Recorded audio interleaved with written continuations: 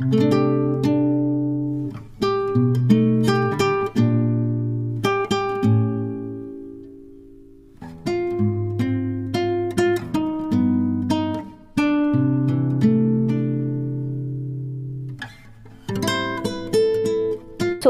बच्चों, आशा करती हूँ कि आप सभी स्वस्थ होंगे और अच्छे होंगे। तो बच्चों, हमारा जो पाठ चल रहा था वो था हमारा पाठ 18 अपठित गद्यांश, ठीक है ना। आज से हम अपना नया पाठ शुरू करेंगे और हमारा नया पाठ रहेगा पाठ 21 निबंध लेखन, ठीक है ना। हाँ, इंग्लिश में इसको कहते हैं एसे राइटिंग। तो बच्चों शुरू करते हैं। निबंध लेखन हिंदी की महत्वपूर्ण विधा है, ठीक है। हिंदी का मतलब ये लिटरेचर का एक पार्ट है। हमने पद्यांश पढ़े थे, तो पद्यांश हमारे काव्यांश का भाग थे और ये हमारा, हाँ, पद्यांश हमारा काव्यांश था और ये हमारा गद्यांश रहेगा, ठीक है ना। मतलब इसको हम एज अ लिटरेचर पढ़ेंगे। तो महत्वपूर्ण विधा है, निबंध का अर्थ है बंधी हुई रचना। इसमें कई अनुच्छेद होते हैं। निबंधों के विषय की कोई सीमा नहीं होती, ठीक है। इसके विषय की कोई सीमा नहीं होती। आप किसी भी चीज़ के ऊपर ऐसा मान के चलो, आप किसी भी विषय की डिटेल जानकारी आप इसके अंतर्गत देते हैं, ठीक है ना। फिर उसकी अच्छाई, बुराई, लाभ, हानियाँ सभी कुछ इसके अंतर्गत आ जाते हैं, ठीक। इसमें व्यक्ति विचारों, घटनाओं, कथाओं, भावों, जीवन के अनुभवों आदि को अभिव्यक्त करता है। बच्चों, निबंध के 4 प्रकार होते हैं। निबंध मुख्यतः 4 प्रकार के होते हैं। आप निबंध के 4 प्रकार भी मान सकते हो और ये 4 प्रकार के होते हैं। कौन कौन से 4 प्रकार होते हैं इनके? वर्णनात्मक, ठीक है ना। सबसे पहला कौन सा भेद है बच्चों? वर्णनात्मक भेद है। इसके अंतर्गत दृश्य, परिस्थिति, स्थान, वस्तु आदि का वर्णन होता है। अब दृश्य क्या? हाँ, कि आप जिस भी जगह पर गए हैं वहां का दृश्य कैसा था, ठीक है। अब परिस्थिति, वहां की कंडीशंस, अवस्था के विषय में आप बताएंगे। अब स्थान की बात करें तो जो भी कैसा स्थान था, क्या था, तो उसके विषय में बताएंगे। वस्तु आदि का वर्णन होता है। किसी भी विषय पर हम इसमें बात कर सकते हैं। अब विवरणात्मक की बात करें तो बच्चों, विवरण का मतलब क्या होता है? हाँ, किसी भी पूरी तरह से जानकारी देना, किसी भी चीज़ का पूरा विवरण देना। इसके अंतर्गत मेला, ऋतु, मैच आदि का विवरण किया जाता है। आगे विचारात्मक की बात करें तो बच्चों, इसके अंतर्गत समस्या, घटना, स्थिति आदि का स्थिति आदि विषयों पर पक्ष विपक्ष में विचार प्रस्तुत किया जाता है। भावात्मक मतलब जो हमारे मन के भाव तथा विचार होते हैं, यहाँ पर हम उसको व्यक्त करेंगे। तो किसी भी विषय पर इसके अंतर्गत भावों की प्रधानता तथा सूक्तियों पर आधारित वर्णन किया जाता है। इसमें क्या करते हैं बच्चों? इसके अंतर्गत भावों की प्रधानता तथा सूक्तियों पर आधारित वर्णन किया जाता है। निबंध के अंग, तो बच्चों निबंध के अंग कौन कौन से रहेंगे? भाई, किसी भी विषय पर निबंध लिखने से पहले उसको 3 भागों में बांटा जाता है। कौन कौन से 3 भाग होते हैं बच्चों? आरंभ, मध्य भाग, पहला हो गया बच्चों आरंभ, दूसरा मध्य भाग, तीसरा अंत। किसी भी निबंध को कम से कम 3 भागों में बांटना आवश्यक है।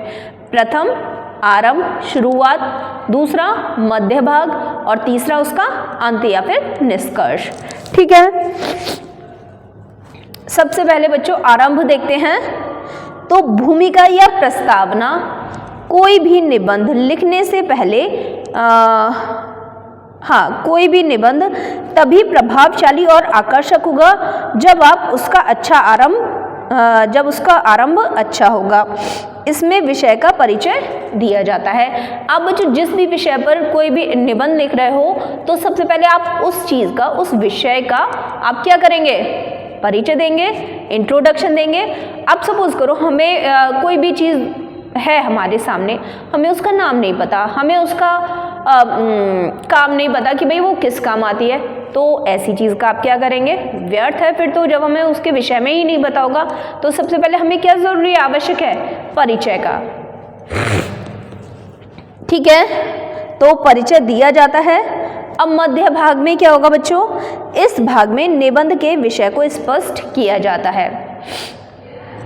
ठीक है ना, कि हम जो निबंध लिख रहे हैं या पढ़ रहे हैं वो क्यों पढ़ रहे हैं, तो हमें उसके विषय मध्य भाग में हमें उस विषय को स्पष्ट किया जाता है।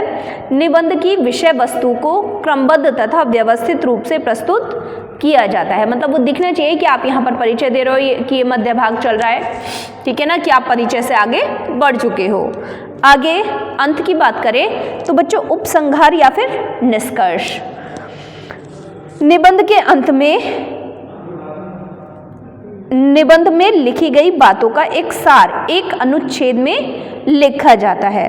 ठीक है, अच्छा, निबंध लिखने के लिए निम्नलिखित बातों का ध्यान रखना आवश्यक है, रखना चाहिए। कौन कौन सी वो बातें बच्चों, निबंध के विषय से संबंधित जानकारी प्राप्त करें, निबंध की रूपरेखा बनाकर अपने विचारों को व्यवस्थित रूप दें। ठीक है, निबंध में व्यक्त विचारों को ना दोहराएं। ऐसा ना करें कि आप एक विचार शुरू में दोहरा गए और फिर उसी को बार बार आप रिपीट करते रहें। ठीक है, तो जगह जगह पर उसके विषय में आप अलग अलग बातें, अलग अलग जानकारी आप देंगे जिस भी विषय पर आप लिख रहे हैं।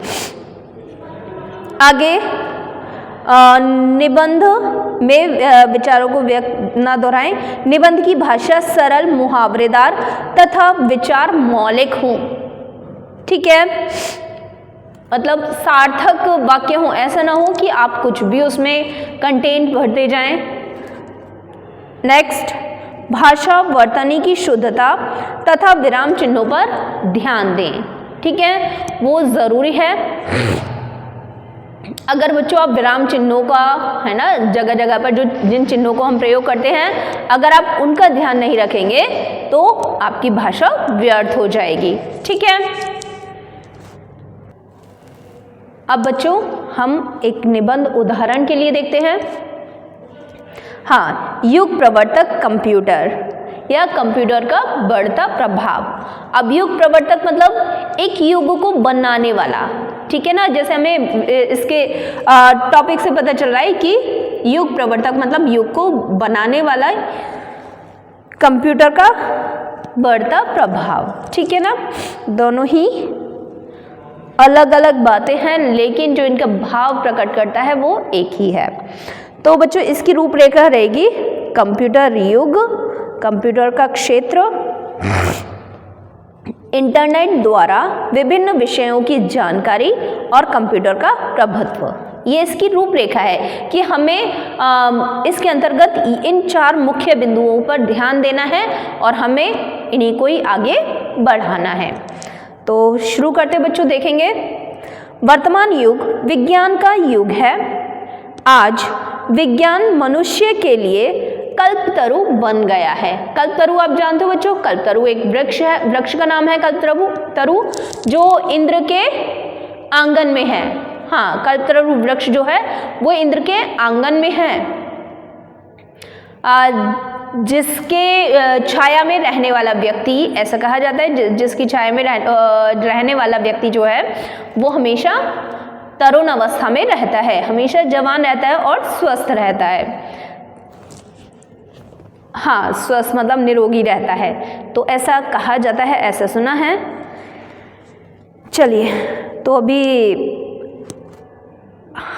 हाँ, तो आप लोग सोच रहे होंगे फिर तो कंप्यूटर का ज़्यादा से ज़्यादा प्रयोग करना चाहिए। आप करें कंप्यूटर का प्रयोग, लेकिन सभी सावधानियों के साथ और उसका उचित प्रयोग करें किसी भी चीज़ का, क्योंकि बच्चों हमेशा याद रखना अत्यधिकता हर चीज़ की बुरी ही होती है। अति सर्वत्र वर्जित, मतलब हर जगह पर अति वर्जित है, किसी भी चीज़ की अति हो, अब चाहे वो अच्छी चीज़ की हो या बुरी चीज़ की हो। ठीक है ना, तो अति सर्वत्र वर्जित, अति से ज़्यादा कुछ नहीं करना है।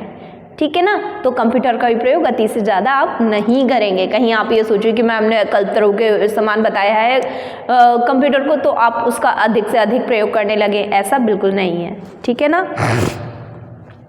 तो कल्पतरू बन गया है, उसकी हर इच्छा पूरी हो रही है। पृथ्वी पर तो ऐसे ही एक गाय भी है इंद्र के आंगन में, वो भी इसी तरह से है। आप उसके पास जाएंगे तो वो हर तरह का आपको जो भी आप उससे विश जो भी इच्छा करेंगे वो आपकी पूरी करेगी। तो पृथ्वी पर तो उसका एक छत्र अधिकार है। अब पक्षियों की तरह खुले आकाश में उड़ना और मछलियों की भांति सागर के एक किनारे से दूसरे किनारे तक जाना भी बहुत आसान हो गया है। विज्ञान से उसे अनेक चमत्कारी चीज़ें प्राप्त हुई हैं। इनमें कंप्यूटर का एक स्थान सर्वोपरि है। हमारे चारों ओर कंप्यूटर का बोलबाला है। बच्चों देखो, अगर किसी भी चीज़ में बुराई है तो अच्छाई भी है। अगर कंप्यूटर ना होता आज के समय में तो शायद हम लोग ऑनलाइन क्लासेस नहीं दे पा रहे होते आपको, है ना। हम लोग ऑनलाइन क्लास दे पा रहे हैं, तो इसका मतलब कहीं ना कहीं ये चीज़ कारगर है, उचित भी है। लेकिन अनुचित ये तब है जब हम इसका अति से ज़्यादा प्रयोग करने लगेंगे या बिना मतलब अनुचित प्रयोग करेंगे तो भी ये खराब है, ठीक है। हाँ, तो किनारे तक जाना बहुत आसान हो गया है। विज्ञान से उसे अनेक चमत्कारी चीज़ें प्राप्त हुई हैं। इनमें कंप्यूटर का स्थान सर्वोपरि है। हमारे चारों ओर कंप्यूटर का बोलबाला है। घंटों का काम मिनटों में करने वाला कंप्यूटर ऐसा छा गया है कि युग को यदि कंप्यूटर युग कहें तो कोई अतिशयोक्ति नहीं होगी। कंप्यूटर की तुलना मानव मस्तिष्क से की गई है। यह एक यंत्र है जो ऐसी गणनाएं मतलब कोई भी जोड़ घटाना, है ना, कोई भी संख्याओं का योग तत्काल कर सकता है जिन्हें करने में सैकड़ों वर्ष लग सकते हैं। बड़ी से बड़ी संख्याओं को जोड़ना, घटाना, गुणा करना तथा भाग देना यह अत्यंत शीघ्रता एवं 100% शुद्धता से करने में समर्थ है। कंप्यूटर आर्थिक, वैज्ञानिक, युद्ध, शिक्षा, सूचना प्रसारण, कला, ज्योतिष, मौसम, बैंकिंग, इंजीनियरिंग, रेलवे, उद्योग आदि अनेक क्षेत्रों में सुविधाएं उपलब्ध करा रहा है। शिक्षा के क्षेत्र में भी कंप्यूटर महत्वपूर्ण भूमिका निभा रहा है। इंटरनेट द्वारा विभिन्न विषयों से संबंधित कोई भी जानकारी प्राप्त की जा सकती है। उत्तर पुस्तिकाओं का मूल्यांकन एवं परीक्षा परिणाम भी इनके द्वारा तैयार किया जाता है। समाचार पत्रों व पुस्तकों के प्रकाशन का कार्य भी इनके प्रयोग से सुविधाजनक हो गया है। कंप्यूटर से भवनों, वाहनों तथा अन्य उपकरणों के डिज़ाइन भी तैयार किए जाते हैं। आज कंप्यूटर नेटवर्क के माध्यम से सूचना एवं समाचार प्रेषण के लिए देश के प्रमुख नगरों को एक दूसरे से जोड़ा जा रहा है। इसके द्वारा हवाई जहाज़, रेल आरक्षण देश के किसी कोने से कहीं के लिए कराया या रद्द किया जा सकता है। युद्ध के क्षेत्र में वायुयानों, हेलीकॉप्टरों, पनडुब्बियों, समुद्री जहाज़ों, भारी तोपों के संचालन में इनका प्रयोग बहुतायत से किया जा रहा है। इसमें कोई संदेह नहीं है कि आज जीवन के प्रत्येक क्षेत्र में कंप्यूटर का प्रभुत्व स्थापित हो रहा है, किंतु मशीनी युग में काम करते करते मनुष्य का जीवन भी मशीन बन रहा है, हमारी युवा पीढ़ी पूर्ण रूप से इस पर निर्भर हो गई है। यह सकारात्मक रचनात्मक प्रयोग के लिए तो ठीक है, किंतु इसका दुरुपयोग और अनावश्यक रूप से समय की बर्बादी नहीं होनी चाहिए।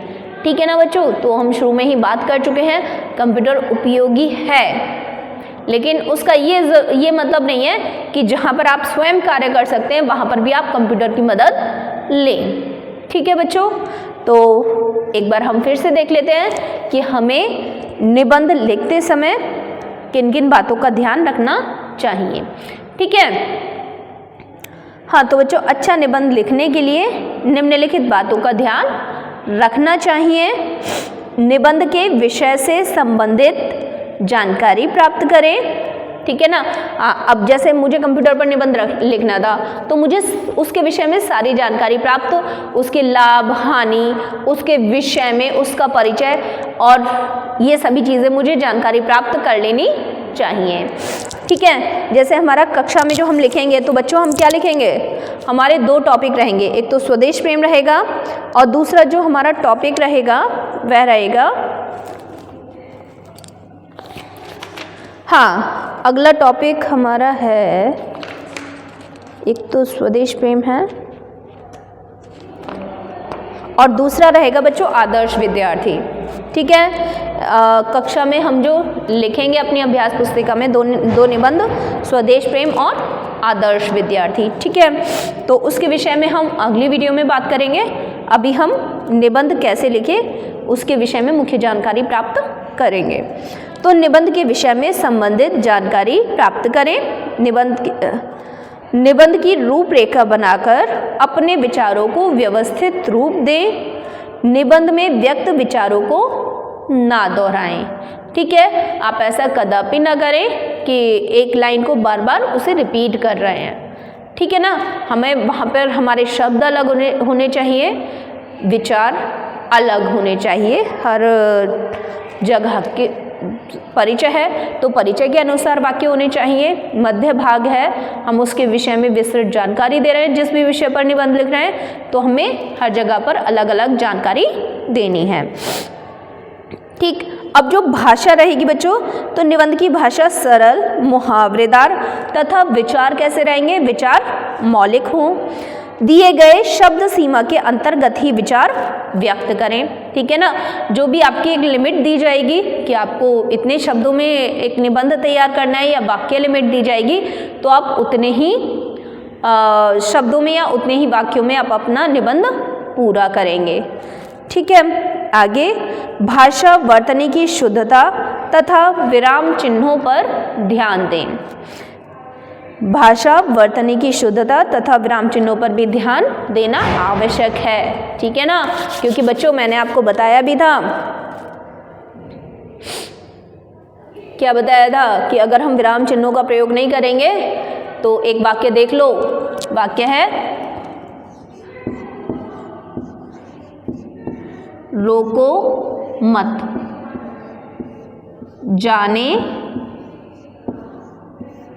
दो। ठीक है, अब बच्चों ये क्या है हमारा अल्पविराम। हाँ, अगर हम इस अल्पविराम को यहां से हटा करके इस जगह लगा देंगे, कहां पर लगा देंगे, यहां पर लगा देंगे, तो क्या हो जाएगा आपका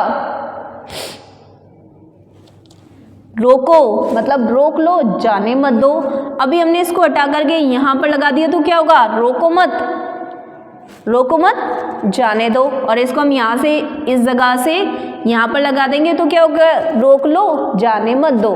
ठीक है ना, तो बच्चों इसलिए विराम चिन्ह का भी पूर्ण, जो भी चिन्ह होते हैं ना हमारे, उनकी भी पूर्ण जानकारी होनी चाहिए। आप कोई भी भाषा लिख रहे हैं, ठीक है, वरना आपका निबंध गलत भी हो सकता है। ठीक है बच्चों, अब हम अगली वीडियो में इसी पाठ के साथ मिलेंगे और हमें अभ्यास पुस्तिका में कौन कौन से निबंध लिखने हैं वो भी हम देखेंगे। तब तक के लिए आपका दिन मंगलमय हो। धन्यवाद। आज लाइट बहुत जा रही है।